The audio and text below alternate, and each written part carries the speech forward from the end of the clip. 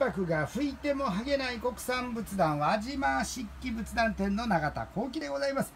今長崎の職人さんからですね、数珠の修理、数珠の糸切れ房交換修理ですね、到着いたしました。見事にできたのこれが前の房ですね。これ実はこれ糸房という房ですね。これはなかなかいい普通の房とはちょっと違いますけど、よくお寺様あたりが使ってらっしゃいます。はい。で綺麗に、修理できました。当店はですね、デパート大型店の半額の値段で対応しております。よろしくお願い申し上げます。